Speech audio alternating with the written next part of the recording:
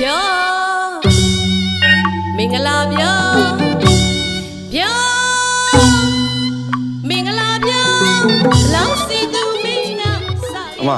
အခုကမန်းတက်ထဲမှာလေအေးကြီးဘွာလေးနဲ့လေအဲ့ဘသူလေးတွေဟောသဘောကျတယ်ဟောတော့ဒီနေ့တအားလာတာပဲဒီကအောင်မြတ်ဆန်ကြီးကပန်းဝဲလက်ကိုမလွတ်တမ်းကိုကင်ထားမှာကိုကြည့်ရတဲ့တရားလုံးကိုရအမက်ကရမဲ့ပြစ်နေတာရှေ့ကမတုတ်တင်းလုံးနေနိုင်သေးရလားပြီးမှနေနဲ့ငါနဲ့တွေ့မယ်အောင်မြတ်ဆန်ကိုတင်းအောင်လုပ်နေကြတယ်အောင်မြတ်ဆန်တင်းလာရင်ဘယ်လောက်ထိရှော့ရခတ်တယ်ဆိုတော့မသိကြသေးဘူးနဲ့တူတယ်မြစ်တာထားမဲ့ကြံတိုင်း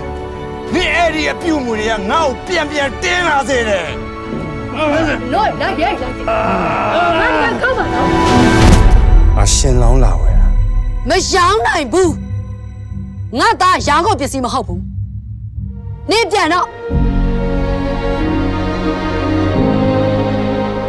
ဒီနေဟာမှာဘယ်တော့မှအိပ်ပြန်မစဘူးဒီရုံမောင်ကတည်းကဒီရစခတ်တမြောင်ဘယ်တော့မှမေ့အောင်ဒီတိုင်းမှာထားမယ်ဟေးနာရီ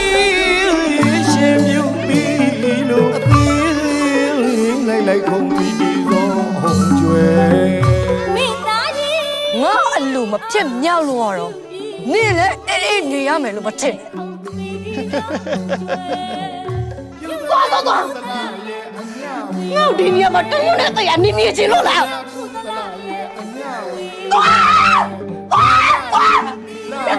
ဘာဝနာတရားတွေဘယ်လိုရှင်ပြူလူသွားတဲ့ကောင်အောင်မြတ်ဆန်ရန်သူပဲ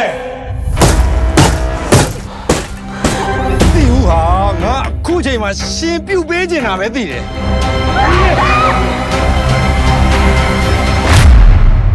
စာမလေးမောင်ထဲမှာလို့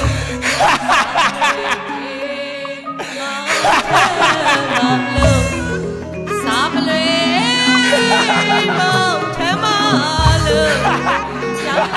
လူတယောက်ကိုမုန်းလို့တတ်ရင်တစ်ခါပဲသိမှာနာကြီးစိမ့်နဲ့နှလုံးသားကိုဖြတ်ရိုက်မှာအခါခါသိမှာ